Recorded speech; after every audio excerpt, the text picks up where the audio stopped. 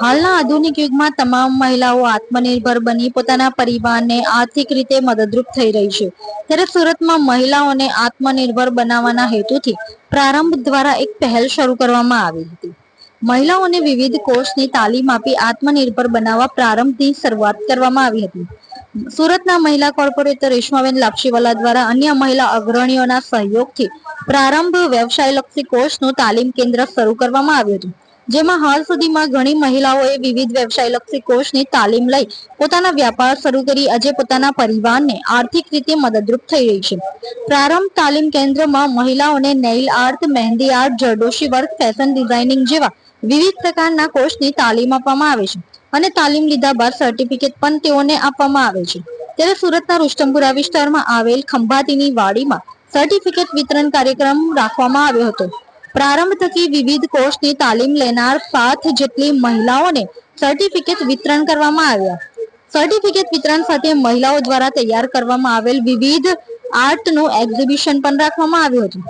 આ કાર્યક્રમમાં સુરત પ્રદેશ પ્રમુખ પરેશ પટેલ, પૂર્વ સાંસદ સભ્ય દર્શનાબેન જરદોશ, સ્થાનિક કોર્પોરેટરો ઉપસ્થિત રહ્યા હતા. પ્રારંભમાં તાલીમ લીધેલ મહિલાઓને કાર્યક્રમમાં ઉપસ્થિત મહેમાનોના હસ્તે સર્ટિફિકેટ વિતરણ કરવામાં આવ્યા હતા.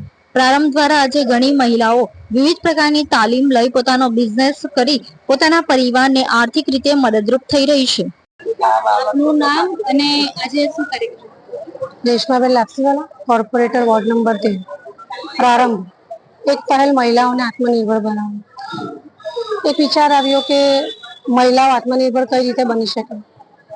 જે ઘર પરિવાર સાચવે છે, જે પોતાનું કિચન સંભાળે છે, એ ઘરની બહાર નીકળી નથી શકતી, તો આવી બહેનો કઈ રીતે આત્મનિર્ભર બની શકે એ વિચારની સાથે એક વર્ગની શરૂઆત કરી, જેમાં સિઝન 1 to સિઝન 5 એમ કરીને 5 સિઝનમાં 450 જેટલી બહેનો આ વર્ગમાં પોતે પારંગત થઈ.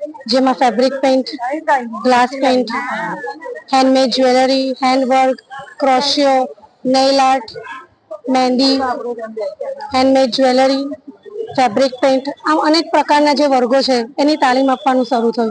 અને આમાં મેં કીધું એ પ્રમાણે 450 બહેનો આજ દિન સુધી આ વર્ગમાં તાલીમ લીધી અને આજે પોતે ઘરે બેસીને આત્મનિર્ભર બની છે અને પોતે કમાણી કરી રહી છે, જેનો આજે મને ખૂબ જ આનંદ છે. આદરણીય વડાપ્રધાન શ્રી નરેન્દ્રભાઈ મોદીજી કે જેમને એક સપનું જોયું હતું મહિલાઓને આત્મનિર્ભર બનાવવાનું, અને એમાં સહભાગી થવાનો મને એક મોકો મળ્યો. મારા વિસ્તારમાં ઘણા બધા દૂર દૂરથી પણ બહેનો આ વર્ગમાં તાલીમ લેવા માટે આવે છે અને ગોપીપુરા વિસ્તારમાં મારો આ વર્ગ ચાલે છે. જેને પણ આ વર્ગમાં તાલીમ મેળવવી હોય તે મારો સંપર્ક કરી શકે છે. જય હિન્દ, જય જય ગરવી.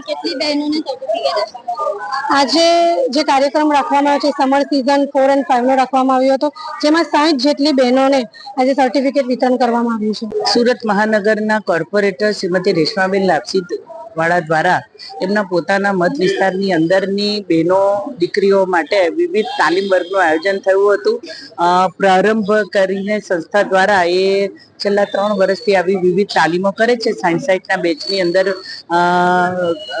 જુદી જુદી કળા દ્વારા નેઇલ આર્ટ હોય, આર્ટિફિશિયલ દાગીના હોય, પેઇન્ટિંગ્સ હોય, અને એવી રીતે બહેનોને આત્મનિર્ભર કરવાનું કામ કરે છે. એ લોકોને સર્ટિફિકેટ વિતરણ કરે છે. એમની સાથે ટીચરોની એક ટીમ છે. એટલે માનનીય પ્રધાનમંત્રી શ્રી નરેન્દ્રભાઈનું જે સપનું છે કે ભાઈ બહેનો આત્મનિર્ભર બને અને જે આપણે લોકલ વસ્તુને વાપરવાનો આગ્રહ રાખવા માટેની આ એક તાલીમ ખૂબ ઉપયોગી થઈ પડે કે જેથી બહેનો પગભર પણ થઈ શકે. એટલે રેશમાબેનને, એમની આખી ટીમને અને આ બધા જે સર્ટિફિકેટ લીધા છે, જેને તાલીમ પામી છે, બધાને ખૂબ ખૂબ અભિનંદન. મેમ, આપ આર્ટ સાથે જોડાયેલા છો. હાલના આધુનિક યુગમાં જે મહિલાઓ છે તે લોકોને આર્ટ બાબતે શું કહેશો? હજી પણ આ યુગમાં જોડાયેલા બહેનોને જન્મજાત જ ની આવડત હોય છે કે ડ્રોઈંગ થી માંડીને રંગોળી પૂરતી થાય, પોતાના ઘરમાં કે મહેંદી લગાવતી થાય ત્યારથી એને કળા સાથે સીધો સંબંધ હોય છે. અને પોતાના ઘર પરિવારને સાચવતા જ્યારે કામ કરે વર્ક ફ્રોમ હોમ, તો એમાં વધારે એને અનુકૂળતા પણ રહે છે. એટલે બહેનોને પોતાના ઘરને, બાળકોને સાચવીને આ કળાની સાથે પગભર થાય તો એ વધારે યોગ્ય કહેવાય.